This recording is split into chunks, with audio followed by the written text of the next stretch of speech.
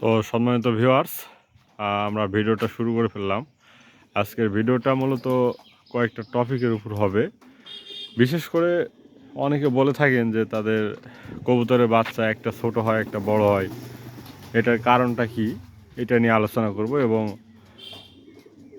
এছাড়াও একটা জিনিস লক্ষ্য করা যায় যে আমাদের যখন আবহাওয়াটা চেঞ্জ হয়, যেমন আমাদের শীতকাল চলতেছিল, শীতকালটা শেষ, এখন গরম পড়তেছে আস্তে আস্তে। তো এক্ষেত্রে আমাদের কবুতরের বিভিন্ন রোগবালাই হয়ে থাকে, কিভাবে সেগুলো প্রতিকার করা যায় এই বিষয় নিয়ে আলোচনা করব। কবুতরের নতুন একটি ঘর তৈরি করেছি, এই ঘরটা আপনাদেরকে সুন্দরভাবে দেখাবো। সম্পূর্ণ ভিডিওটি দেখার জন্য অনুরোধ রইল। এবং আবারও কৃষিকথা মান্দানগা ইউটিউব চ্যানেলের পক্ষ থেকে আপনাদেরকে আন্তরিকভাবে ধন্যবাদ জানাই। যারা আমার নিয়মিত বন্ধু, যারা আমার নিয়মিত ভিডিও দেখেন, সবাইকে আন্তরিকভাবে ধন্যবাদ জানাই। তো প্রথমে আমার ঘরটা আপনাদেরকে দেখাচ্ছি। এই ঘরটা তৈরি করতে আমার মোটামুটি 5 থেকে 6 হাজার টাকার মতো খরচ হয়েছে। তো এই ঘরে আমি কিছু নেট ব্যবহার করেছি, এই যে আরএফএল যে নেটগুলো আছে, আরএফএল কোম্পানির নীল নেটগুলো, এবং সাইড দিয়ে পানি আটকানোর জন্য ইটের ঢালাই আছে। এছাড়াও ত্রিপল দিয়েছি যেন বৃষ্টির পানি, যখন জোরে বৃষ্টি হবে তখন পানিটা যেন উঠে উপরে না ওঠে। পাশাপাশি এখানে দরজার সিস্টেম করেছি যেন সহজে যেন বের হওয়া যায় এবং ঢোকা যায় এখান থেকে। এই যে এখানে অনেক বড় ঘর করেছি যেন এখানে বৃষ্টি বাদল বা বিভিন্ন প্রতিকূল আবহাওয়াতে কবুতর ধরে রেখে পালন করা যায়।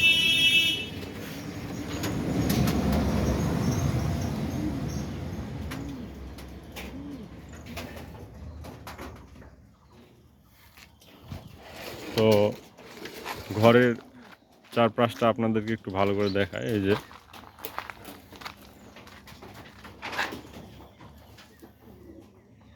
এটাতে একটু আড়াল করে দিয়েছি সিমেন্টের যে বস্তাগুলো আছে এগুলোর মাধ্যমে, কারণ এদিক থেকে রোদটা একটু বেশি লাগে। এছাড়াও বৃষ্টির সময় বৃষ্টির পানিটা যেন ভেতরে না ঢোকে সেজন্য। এই যে এখানে পর্যাপ্ত ছায়া আছে, কবুতর সুন্দরভাবে থাকতে পারবে।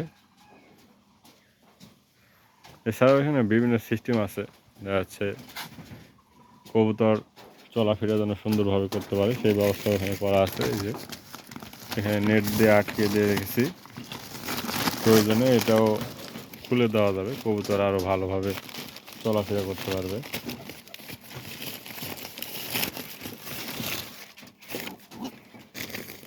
ভিডিওটা লং হয়ে যাচ্ছে, যত দ্রুত সম্ভব ভিডিওটা শেষ করব, কারণ লং ভিডিও দেখা এবং তৈরি করা দুটোই কষ্টকর। তাই আমরা শর্ট ভিডিওটা বেশি ফোকাস করি যেন 7 থেকে 8 মিনিটের মধ্যে ভিডিওটা শেষ হয়ে যায়। তো এই যে কবুতরের ঘরের যে উপরের চালটাই যে দেখতে পাচ্ছেন, কবুতর এখানে আছে উপরে। তো সূর্যের আলোটা ওই পাশ থেকে লাগতেছে, যার জন্য আমরা সামনে থেকে ভিডিওটা করব।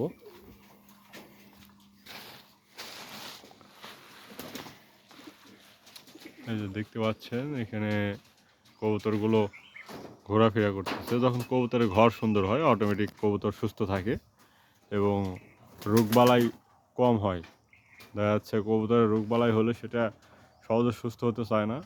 এমনও কিছু রোগবালাই আছে যেগুলো একবার কবুতরে হলে কবুতরের পুরো লাইফটাই শেষ হয়ে যায়।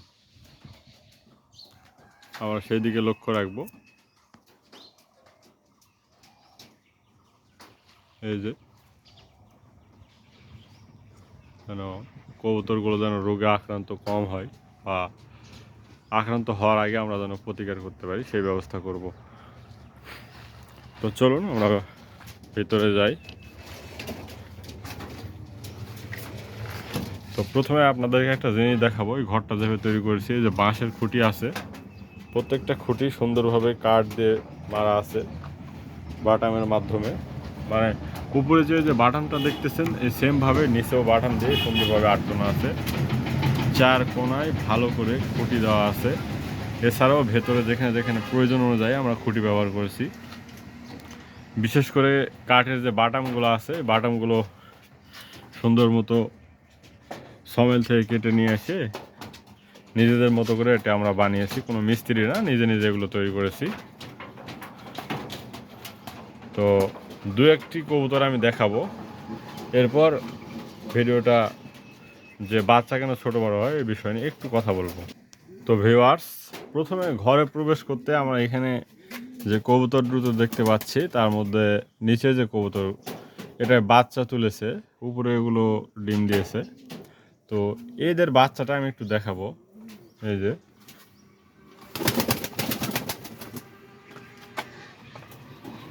আশা করি আপনারা বিষয়টা বুঝতে পারবেন। দেখছেন, এটা কিন্তু আমার বাড়ির প্রথম কবুতর। প্রথম বলতে এই কবুতরটা আমার বাসারই কবুতর, এই প্রথম বাচ্চা তুলেছে। এই যে খুব রাগী, মানে দুটো বাচ্চা দেখেন একই সমান এবং একই দিনে বাচ্চা দুটো উঠেছে। তো এটা কীভাবে হলো এটা নিয়ে আমি কথা বলি।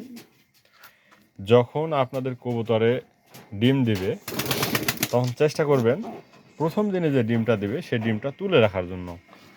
সেই ডিমটা তুলে প্লাস্টিকের একটা ডিম দিয়ে দিবেন। তো আমি সেটিও দেখাচ্ছি। এই যে আপনারা এখানে যে দুটো ডিম দেখতে পাচ্ছেন, বিশেষ করে এই পদ্ধতিটা খুবই কাজে লাগে। এখানে দেখেন দুটো ডিম দেখতে পাচ্ছেন, তার মধ্যে এই যে একটি ডিম এটা হলো প্লাস্টিকের ডিম, আর নিচে যেটা আছে এটা হলো অরিজিনাল ডিম। তো এই যে কবুতরটা, এই যে এই কবুতরটা গতকালের আগের দিন, মানে আজকে আপনার বৃহস্পতিবার, গতকাল বুধবার গিয়েছে, মঙ্গলবারে একটা ডিম দিয়েছিল। তো ওই ডিমটা হচ্ছে এটা। এই ডিমটা আমি ওদের কাছ থেকে তুলে নিয়েছি, নিয়ে এখানে যে ছোট্ট একটা কোটাতে তুষ দিয়েছি, ধানের যে ধান বানার পর যে কুড়োগুলো হয় এগুলো দিয়েছি, দিয়ে এখানে সুন্দরভাবে রেখেছি। আর এখানে একটা প্লাস্টিকের ডিম দিয়েছি, এই যে। তো এটা দিচ্ছি, এরা এটাতে তা দিচ্ছে।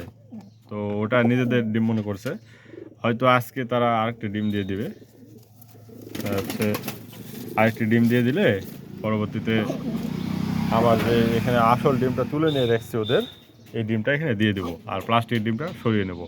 এতে করে হবে যে দুটা ডিম একই দিন থেকে তা দেওয়া শুরু করবে এবং বাচ্চা যখন উঠবে তখন সেম দিনেই একই দিনে বাচ্চা দুটো উঠবে। হয়তো ঘন্টা দুয়েক আগা পাশে হতে পারে, দেখা যাচ্ছে 1 ঘন্টা আগে একটা উঠেছে, 1 ঘন্টা পর আরেকটা উঠছে, এটা বিষয় না, বাট একদিনে ইনশাল্লাহ উঠবে। এই যে এখানে যেমনটা দেখতে পাচ্ছেন দুটা বাচ্চা একই সমান। তো এটাই ছিল মূলত বাচ্চা ছোট বড় হলে কি করব এটার মূল বিষয়। এছাড়াও হয় কি, বাচ্চা দুটো একসঙ্গে উঠছে, ওঠার পরে মা বাবা একটু খাওয়ানোর তারতম্য করে, তার কারণেও বাচ্চা ছোট বড় হয়ে থাকে। তো সেক্ষেত্রে আমরা লক্ষ্য রাখবো যেন ভালোভাবে কবুতরগুলো বাচ্চাদেরকে খাওয়াই। আর বাচ্চা ওঠার পর অবশ্যই অবশ্যই কবুতরের খাবারের দিকে নজর রাখতে হবে, যেন কবুতরগুলো বড় খাবার তো বাচ্চাকে, ছোটো বাচ্চাকে খাওয়াতে পারে না। তাদের যে মিল্কটা তৈরি হয় মা বাবার পেটে, সেই মিল্কটা 2 থেকে 3 দিন ওটা খাওয়ায়। এর পরবর্তী দিনগুলো থেকে খাবার, কিন্তু ছোটো খাবারের প্রয়োজন হয়। তো এই যেখানে দেখতে পাচ্ছেন, এই যে দেখেন এখানে আছে মসুর কালার ডাউল আছে, এছাড়াও ভুট্টা ভাঙ্গা আছে এবং গম ভাঙ্গাও এখানে আছে কিছু পরিমাণে, তবে মসুরের ডাউলটা বেশি আছে ভাঙ্গা, মিক্সার ডাউল। তো আপনারা চেষ্টা করবেন মিক্সার খাবার কবুতরকে খাওয়ানোর জন্য। আর কবুতরকে সুস্থ রাখতে সর্বোপরি মাঝে মধ্যে কবুতরকে জিঙ্ক খাওয়াবেন। জিঙ্ক খাওয়ালে কবুতরের স্টেমিনাটা আপ থাকে এবং রোগ প্রতিরোধ ক্ষমতা হাই থাকে। তো আমার বাসার যে কবুতরগুলো দেখতে পাচ্ছেন সবগুলো মার্শাল্লাহ কোয়ালিটিফুল কবুতর। এই যে আরও কবুতর অনেক আছে বাহিরে। তো কবুতর দেখানোর মূল লক্ষ্য না, আজকে এই যে বাচ্চা ছোটো বড়ো নিয়ে কথা বলাটাই মেন কথা ছিল। তো এখানে আপনাদেরকে একটা তার প্রুফ আমি দেখাবো যে আমি যেটা বললাম এটা কতটুকু কার্যকারী। এই যে দেখেন, এই কবুতরের বাচ্চা দুটো দেখেন একে সেম সমান সমান, কোনো ছোট বড় নেই। তো যখন কবুতর ডিম দিবে তারপর আপনারা এই কাজটা করবেন, এই পদ্ধতিটা অবলম্বন করবেন, তাহলে ইনশাল্লাহ সফল হবেন। তো ভিডিওটা লং হয়ে যাচ্ছে, আর বেশি ভিডিও লং করব না। আজকের ভিডিও এই পর্যন্ত। সবাই ভালো থাকবেন, সুস্থ থাকবেন। ইনশাল্লাহ আগামীতে কোনো ভিডিওতে দেখা হবে, কথা হবে। সে পর্যন্ত সবাই ভালো থাকবেন। আসসালামু আলাইকুম। এতক্ষণ ভিডিওটি ধৈর্য সহকারে দেখার জন্য সবাইকে আন্তরিকভাবে ধন্যবাদ জানাই। এবং কারো যদি কোনো কবুতর সম্পর্কে বিস্তারিত বিষয়ে জানার প্রয়োজন থাকে, কোনো সমস্যা, সেক্ষেত্রে অবশ্যই কমেন্ট বক্সে বলবেন। আমি চেষ্টা করব সেগুলো সমাধান করে দেওয়ার জন্য, ইনশাআল্লাহ। সবাই ভালো থাকবেন, সুস্থ থাকবেন। আসসালামু আলাইকুম।